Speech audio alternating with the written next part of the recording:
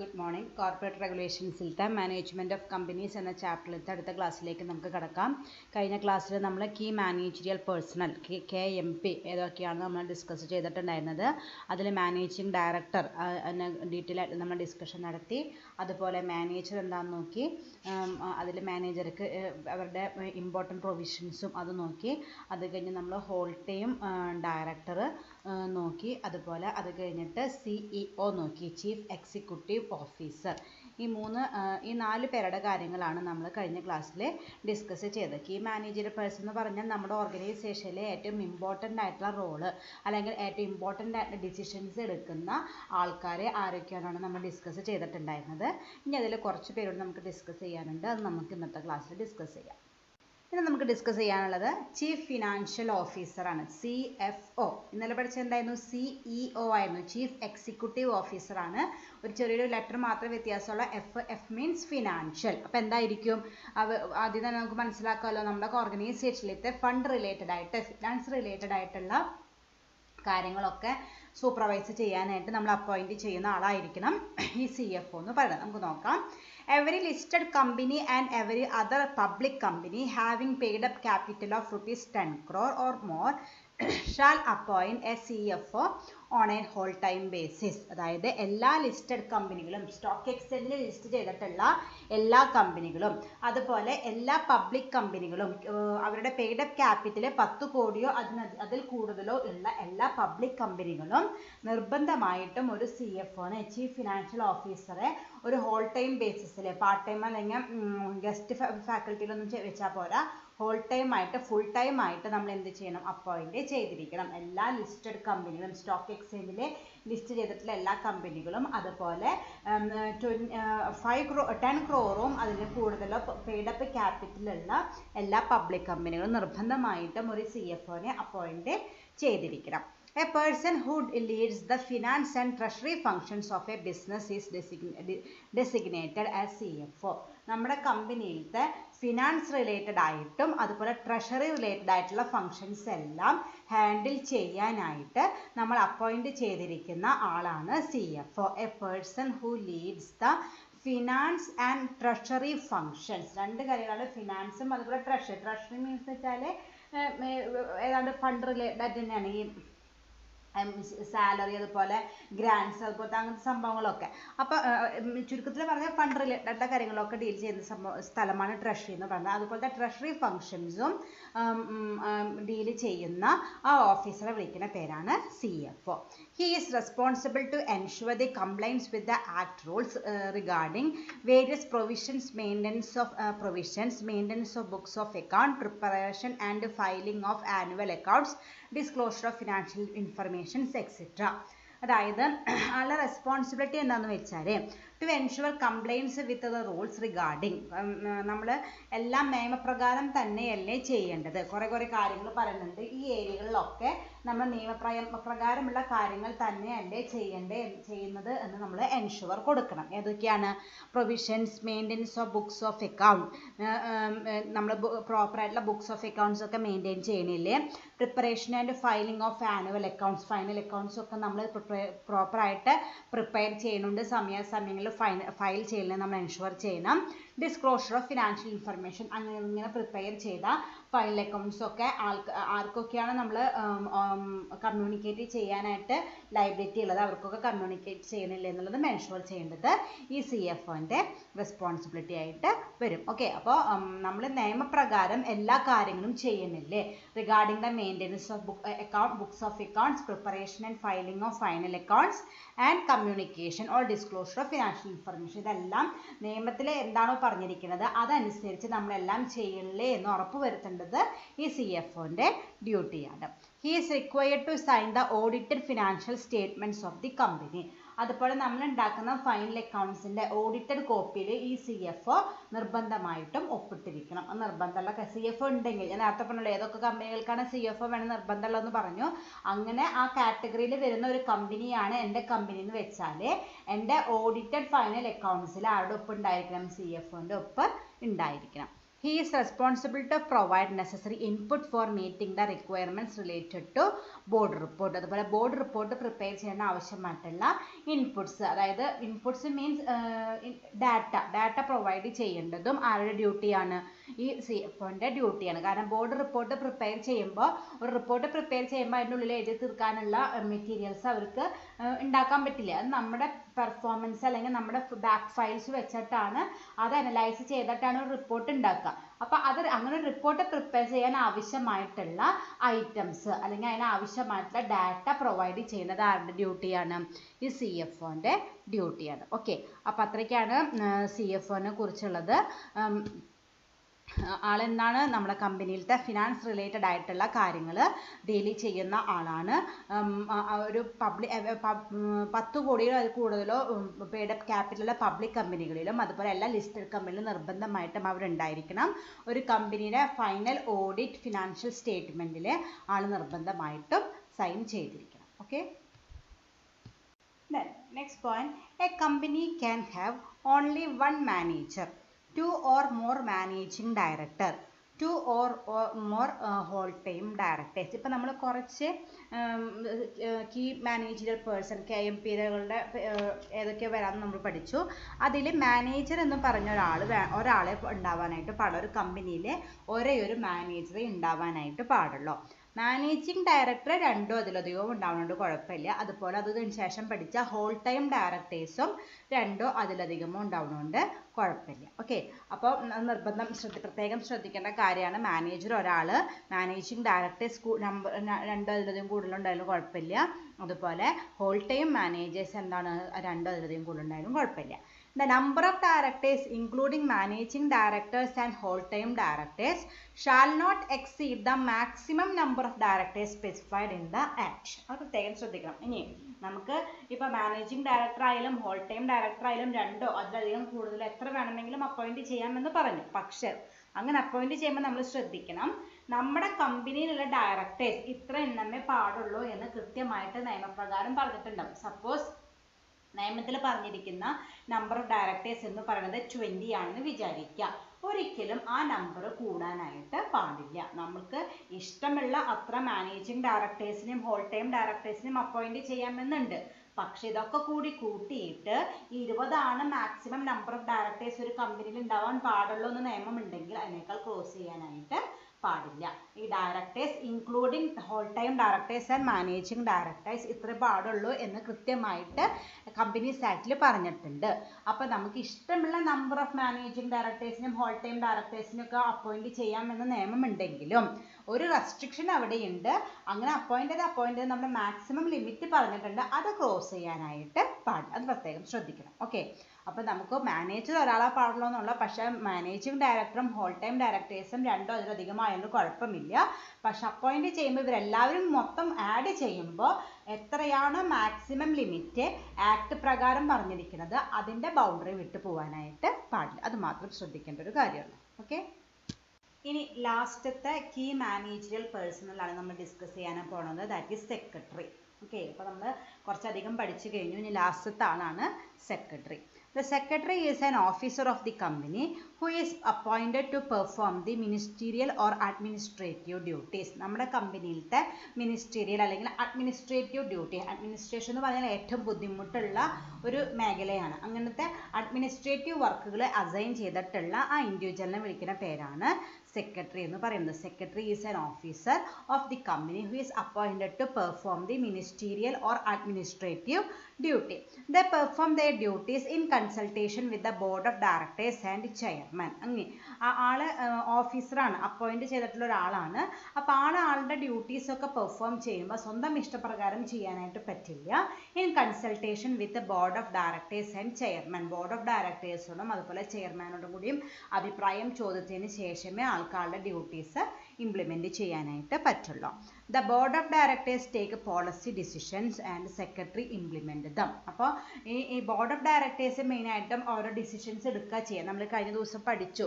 ഇപ്പോൾ മാനേജറിയൽ ഡയറക്ടർമാരൊക്കെ അവർക്ക് important decisions എടുക്കും. അതൊക്കെ അവർ ഇംപ്ലിമെൻറ്റ് ചെയ്യേണ്ട ആരിലൂടെയാണ്? ഈ സെക്രട്ടറിമാരിലൂടെയാണ്. അപ്പോൾ സെക്രട്ടറി എന്ന് പറയുകയാണെങ്കിൽ ഒരു ഓഫീസറാണ്, ഒരു സാലറിഡ് എംപ്ലോയി ആണ്. നമ്മുടെ കമ്പനിയിലത്തെ അഡ്മിനിസ്ട്രേറ്റീവ് ഫങ്ഷൻസ് ഒക്കെ പെർഫോം ചെയ്യാനായിട്ട് അപ്പോയിൻറ്റ് ചെയ്തിട്ടുള്ള ഒരു ഓഫീസറാണ് സെക്രട്ടറി എന്ന് പറയുന്നത്. അവർക്ക് സ്വന്തമായിട്ടൊരു തീരുമാനം എടുത്തത് ഒരു ഡിസിഷൻ എടുത്തിട്ട് അത് ഇംപ്ലിമെൻറ്റ് ചെയ്യാനുള്ള റൈറ്റ് ഇല്ല.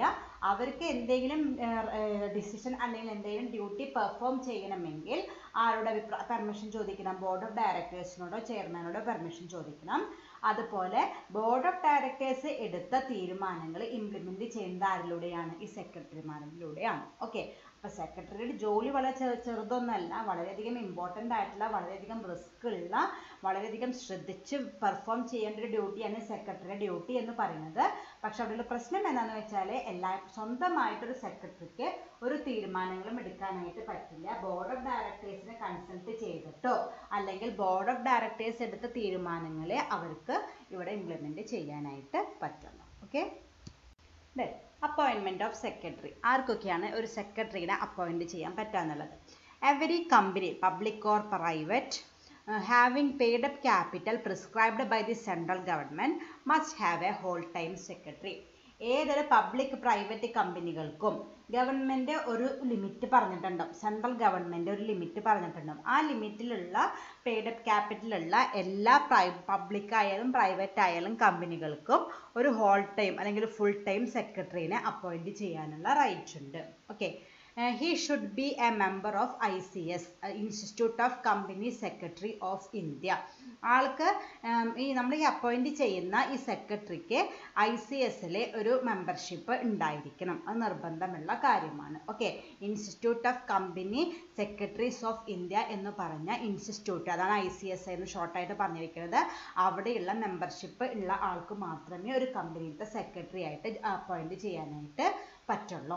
അപ്പോൾ ഈ ICSയിലെ മെമ്പർ ആവണമെങ്കിൽ അവർ പറയുന്ന മിനിമം ക്വാളിഫിക്കേഷൻസ്, മിനിമം എക്സാംസ് ഒക്കെ പാസ്സായ ഒരാൾക്ക് മാത്രമേ അതിൽ മെമ്പർഷിപ്പ് കിട്ടുള്ളൂ. അങ്ങനെയുള്ള ഒരു മെമ്പർഷിപ്പ് ഉള്ള ഒരാൾക്ക് മാത്രമേ ഒരു കമ്പനിയിലത്തെ സെക്രട്ടറി എന്ന പോസ്റ്റിൽ അപ്പോയിൻമെൻറ്റ് കിട്ടും ചെയ്യുള്ളൂ. Current prescribed paid up capital is 5 crore. നമ്മൾ നേരത്തെ പറഞ്ഞല്ലോ, എല്ലാ പബ്ലിക് ആൻഡ് പ്രൈവറ്റ് കമ്പനികൾക്കും ഗവൺമെൻറ്, സെൻട്രൽ ഗവൺമെൻറ് മെൻഷൻ ചെയ്യുന്ന പെയ്ഡ് അപ്പ് ക്യാപിറ്റൽ ഉണ്ടെങ്കിൽ അവർക്ക് സെക്രട്ടറിമാരെ അപ്പോയിൻറ്റ് ചെയ്യാമെന്ന് പറഞ്ഞു. അത് ഓരോ ആക്ട് പ്രകാരം അല്ലെങ്കിൽ ഓരോ പോളിസി ഇംപ്ലിമെൻറ്റേഷനിലും ഗവൺമെൻറ് മാറ്റിക്കൊണ്ടിരിക്കും. ഇപ്പോഴത്തെ നിയമപ്രകാരം 5 കോടി പെയ്ഡ് അപ്പ് ക്യാപിറ്റലുള്ള എല്ലാ പബ്ലിക് ആൻഡ് പ്രൈവറ്റ് കമ്പനികൾക്കും അപ്പോയിൻറ്റ് ചെയ്യാം? സെക്രട്ടറിനെ അപ്പോയിൻറ്റ് ചെയ്യാം. എല്ലാ കൊല്ലം 5 ആവണമെന്നില്ല, ചില മാറിക്കൊണ്ടിരിക്കും. ഇപ്പോഴത്തെ എത്രയാണ്? 5 കോടിയാണ്. ഓക്കെ, അപ്പോൾ എല്ലാവർക്കും അങ്ങനെ ഓടിപ്പോയിട്ട് സെക്രട്ടറിമാരെ അപ്പോയിൻറ്റ് ചെയ്യാൻ പറ്റില്ല. അതുപോലെ എല്ലാവർക്കും സെക്രട്ടറിമാരാവാനും പറ്റില്ല. ഏതൊരു പബ്ലിക് പ്രൈവറ്റ് കമ്പനികൾക്കാണോ ഇപ്പോഴത്തെ നിയമപ്രകാരം 5 കോടിയോ അല്ലെങ്കിൽ അതിൽ കൂടുതലോ പെയ്ഡ് അപ്പ് ക്യാപിറ്റൽ ഉള്ളത് അവർക്ക് മാത്രമേ സെക്രട്ടറിമാരെ അപ്പോയിൻറ്റ് ചെയ്യാനായിട്ട് പറ്റുള്ളൂ.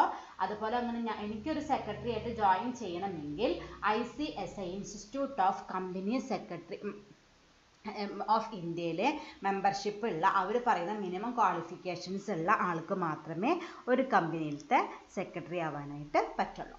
A person can be a whole-time secretary of only one company. അതുപോലെ ഒരാൾക്ക് ഒരു കമ്പനിയിലത്തെ സെക്രട്ടറി അറ്റ് എ ടൈം ഒരു കമ്പനിയിലത്തെ സെക്രട്ടറി ആവാനായിട്ട് പറ്റുള്ളൂ. കാരണം നമ്മൾ അപ്പോയിൻറ്റ് ചെയ്തിരിക്കുന്നത് എന്തായിട്ടാണ്? ഹോൾ ടൈം അല്ലെങ്കിൽ ഫുൾ ടൈം സെക്രട്ടറി ആയിട്ടാണ് നമ്മൾ അപ്പോയിൻറ്റ് ചെയ്തിരിക്കുന്നത്. അപ്പോൾ നമ്മളൊരു കമ്പനിയിൽ ഒരു ഫുൾ ടൈം സെക്രട്ടറി ആണെങ്കിൽ നമ്മൾ അവിടെ എല്ലാ സമയത്തും നമ്മളവിടെ അവൈലബിൾ ആയിരിക്കണം. അപ്പോൾ ഞാൻ 2 കമ്പനിയിലുണ്ടെങ്കിൽ എനിക്ക് അറ്റ് എ ടൈം 2 കമ്പനിയിലും ഫുൾ ടൈം അവൈലബിൾ ആവാനായിട്ട് പറ്റില്ല. അതുകൊണ്ടാണ് അങ്ങനെ ഒരു കണ്ടീഷൻ വെച്ചത്. Every person must have only 1 company എന്തായിട്ടിരിക്കാൻ പറ്റുള്ളൂ? ഹോൾ ടൈം സെക്രട്ടറി ആയിട്ട് കണ്ടിന്യൂ ചെയ്യാനായിട്ട് പറ്റുള്ളൂ.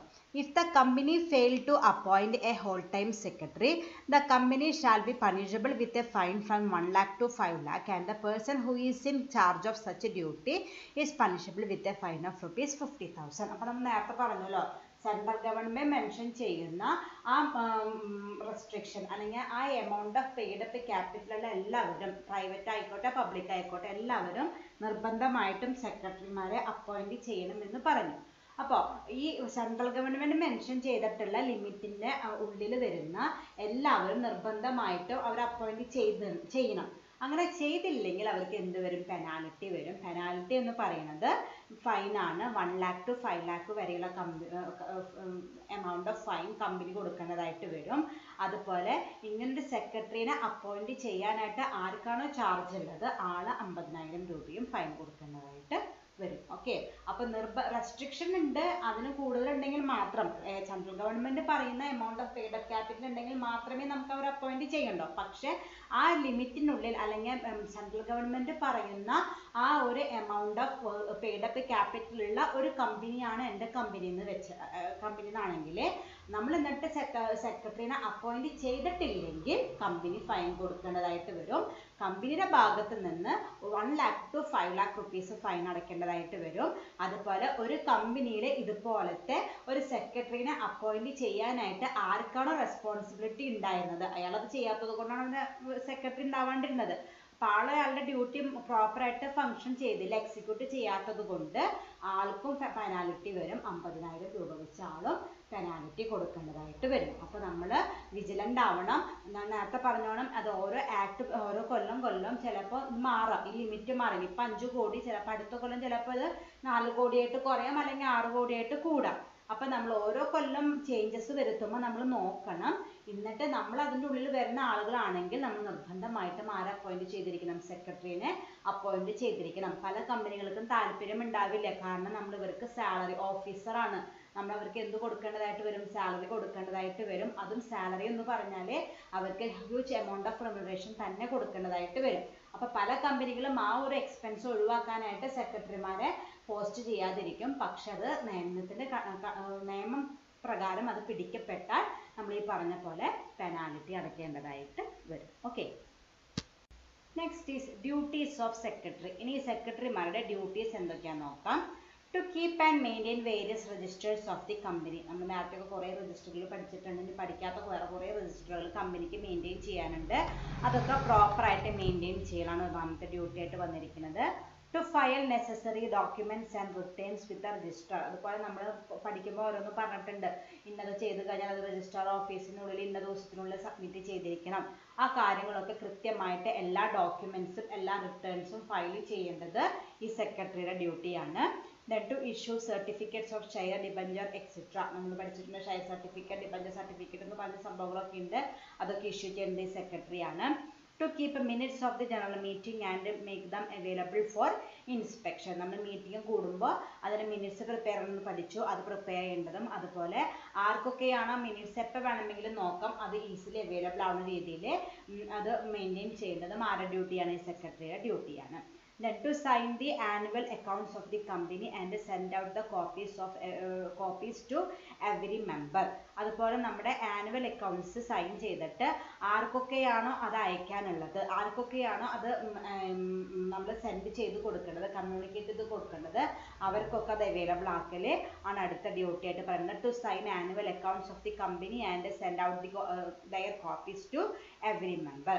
Then to issue notice for calling the meeting of the shareholders and of the directors. അതുപോലെ ഷെയർ ഹോൾഡേഴ്സിന്റെ മീറ്റിംഗ് കൂടുന്നതായിട്ട് വരും, ഡയറക്ടേഴ്സിന്റെ മീറ്റിംഗ് കൂടുന്നതായിട്ട് വരും. അതിനുള്ളതൊക്കെ കോൾ ലെറ്ററുകൾ നമ്മൾ പഠിച്ചിട്ടുണ്ടല്ലോ. 7 days ബിഫോർ ആയിട്ട് നോട്ടീസ് അയക്കണമെന്ന്. ആ നോട്ടീസുകളൊക്കെ അയക്കേണ്ടതും ഈ സെക്രട്ടറിയുടെ ഡ്യൂട്ടിയാണ്. Then to arrange for issue of capital, to send letter of allotment, to issue call notice, to certify valid transfer of shares, etc. Issue of capital, നമ്മൾ പുതുതായിട്ട് ഒരു ഷെയർ ഇഷ്യൂ നടത്താൻ ഉദ്ദേശിക്കുന്നുണ്ടെങ്കിൽ അതിനുള്ള എല്ലാ ഫോർമാലിറ്റികളും അതിനുള്ള എല്ലാ അറേഞ്ച്മെൻറ്റും നടത്തേണ്ടത് ഈ സെക്രട്ടറിയുടെ ഡ്യൂട്ടിയാണ്. ലെറ്റർ ഓഫ് അലോട്ട്മെൻറ്റ്, അത് കഴിഞ്ഞിട്ട് ഷെയർസ് ഒക്കെ ഇഷ്യൂ ചെയ്ത് കഴിഞ്ഞ് സബ്സ്ക്രൈബ് ചെയ്ത് കഴിഞ്ഞു, എല്ലാവർക്കും ചിലപ്പോൾ നമുക്ക് അലോട്ട്മെൻറ്റ് നടത്താനായിട്ട് പറ്റുന്നുണ്ടാവില്ല. അപ്പോൾ ആർക്കൊക്കെയാണ് നമ്മൾ ഷെയർ അലോട്ട്മെൻറ്റ് നടത്തിയിട്ടുള്ളത് അവർക്കൊക്കെ നമ്മൾ എന്തായിരിക്കണം? അലോട്ട്മെൻറ്റ് ലെറ്റർ അയക്കണം. അതൊക്കെ കൃത്യമായിട്ട് ആർക്കൊക്കെ ഇപ്പോൾ ഓവർ സബ്സ്ക്രിപ്ഷൻ ഒക്കെ വരാണെങ്കിൽ നമുക്ക് പ്രോറാട്ട അലോട്ട്മെന്റ് നമ്മൾ ഫിനാൻഷ്യൽ അക്കൗണ്ടിങ്ങിൽ പഠിച്ചിട്ടുണ്ട്.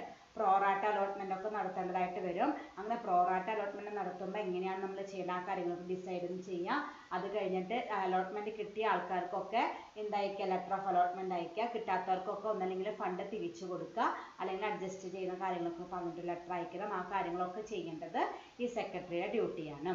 then to issue call notice. അതുപോലെ നമുക്കറിയാം എല്ലാ ക്യാഷും ഓൺ ദ സ്പോട്ടിൽ നമ്മൾ ഒറ്റയടിക്ക് മേടിച്ച് വെക്കില്ല. ആപ്ലിക്കേഷൻ മണി ആയിട്ട് കുറച്ച് മേടിക്കും, അലോട്ട്മെന്റ് ആയിട്ട് കുറച്ച് മേടിക്കും, ബാക്കിയുള്ള നമ്മൾ ഫസ്റ്റ് കോളോ സെക്കൻഡ് കോളോ ആയിട്ട് വിളിച്ചെടുക്കും. അപ്പോൾ നമ്മളിങ്ങനെ ഫസ്റ്റ് കോളോ സെക്കൻഡ് കോളോ ഒക്കെ വിളിക്കുമ്പോൾ അതിനുള്ള ഫോർമാലിറ്റികളൊക്കെ ചെയ്യേണ്ടത് ഈ സെക്രട്ടറിയുടെ ഡ്യൂട്ടിയാണ്. To certify valid transfer of shares. നമുക്കറിയാം ട്രാൻസ്ഫർ ഓഫ് ഷെയർസ് ഉണ്ടാവും. ഒരാൾ വേറൊരാൾക്ക് ഷെയർസ് ട്രാൻസ്ഫർ ചെയ്യും, അത് കഴിഞ്ഞിട്ട് കമ്പനീനെ അറിയിക്കും. അപ്പോൾ കമ്പനി എന്ത് ചെയ്യണം, ഇപ്പോൾ ഓൾറെഡി ഉണ്ടായിരുന്ന ആളുടെ പേര് മാറ്റിയിട്ട് പുതിയ ആളുടെ പേര് നമ്മുടെ രജിസ്റ്റർ ഓഫ് ഷെയർ ഹോൾഡേഴ്സിൽ നമ്മൾ ആഡ് ചെയ്യും വേണം. പുതിയ ആൾക്ക് പുതിയ ഷെയർ സർട്ടിഫിക്കറ്റ് ഇഷ്യൂ ചെയ്യും വേണം. ഈ കാര്യങ്ങളൊക്കെ ചെയ്യേണ്ടതും സെക്രട്ടറിയാണ്. അപ്പോൾ കുറച്ചധികം ജോലികൾ ചെയ്യാനുണ്ട്. എല്ലാ പ്രോപ്പറായിട്ട് രജിസ്റ്ററുകൾ മെയിൻറ്റെയിൻ ചെയ്യണം.